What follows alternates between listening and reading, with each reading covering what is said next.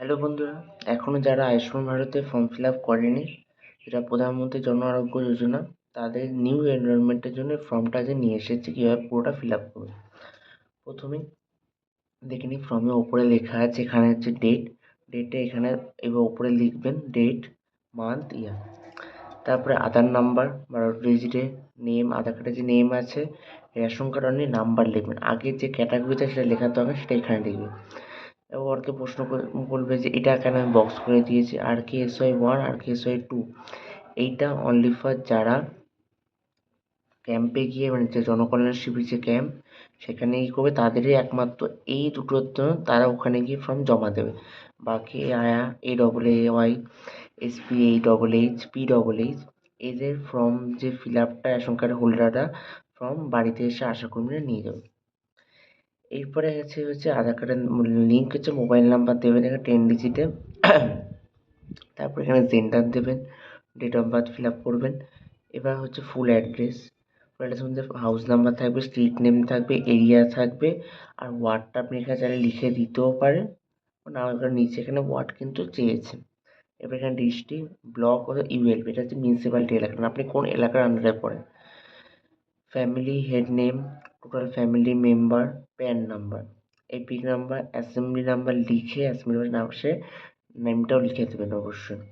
Part number, serial number, আর এখানে হচ্ছে বলেছে এসএস মানে স্বাস্থ্যসাথী ডিটেলস, আপনার যে 17টি যে স্বাস্থ্যসাথী নাম্বার সেটা এখানে দেবেন।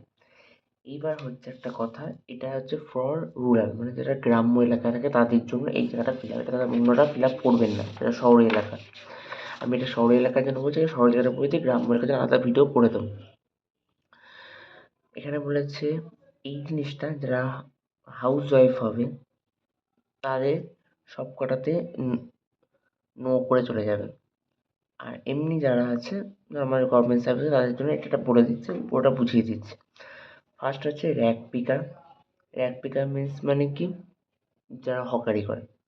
বেগার, domestic worker, street vendor.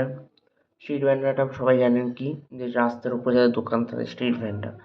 Construction worker, construction worker মধ্যে কী কী আছে, কনস্ট্রাকশন ওয়ার্কার আছে, প্লাম্বার আছে, ম্যানসন আছে, লেবার আছে, পেন্টার আছে, ওয়েল্ডার আছে, সিকিউরিটি গার্ড আছে, কুলি আছে।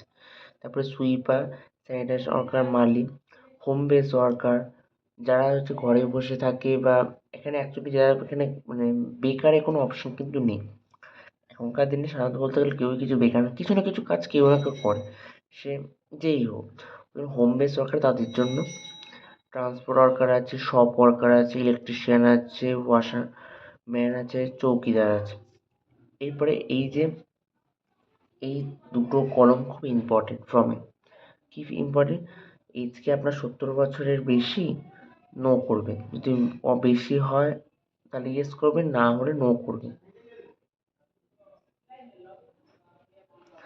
নান অফ মাই ফ্যামিলি মেম্বার আশাকর্মী, আপনার ফ্যামিলিতে কেউ কি আশাকর্মী নেই তো, যদি না থাকে তাহলে ইয়েস করবেন।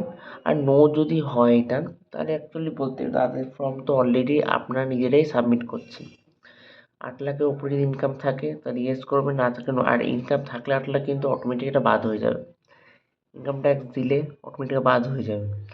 ফাউন্ড এসআইআর বিল লিস্টে আপনার নাম থাকলে ইয়েস করবেন, পেন্ডিং এসআইআর থাকে নো করবেন, পেন্ডিং না মানে পেন্ডিং যদি থাকে না থাকে তাহলে নো করবেন।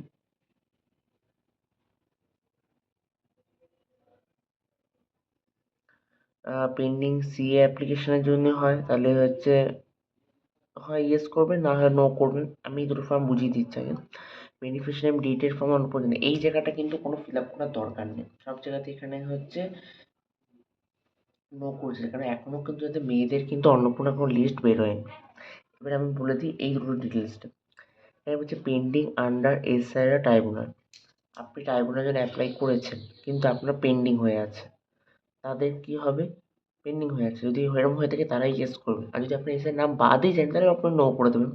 পেন্ডিং সিএ অ্যাপ্লিকেশন, আপনার যদি নাম বাদ হয়ে গেছে তখন আপনি সিএর জন্য অ্যাপ্লাই করেছেন তখন ইয়েস করবেন, হয়ে পেন্ডিং হয়ে আছে। আর যদি না হয় নো করবেন। এই হচ্ছে ফর্ম। এরপর একটা লাস্টে একটা পেজ ওটা দেয় রিসিভ হিসাবে, ওর মধ্যে আপনার সই করতে হবে। এই 2 পাতার ফর্ম। Okay, thank you. যদি ভিডিওটা ভালো লাগে অবশ্যই শেয়ার, লাইক, কমেন্ট কিন্তু অবশ্যই করবেন।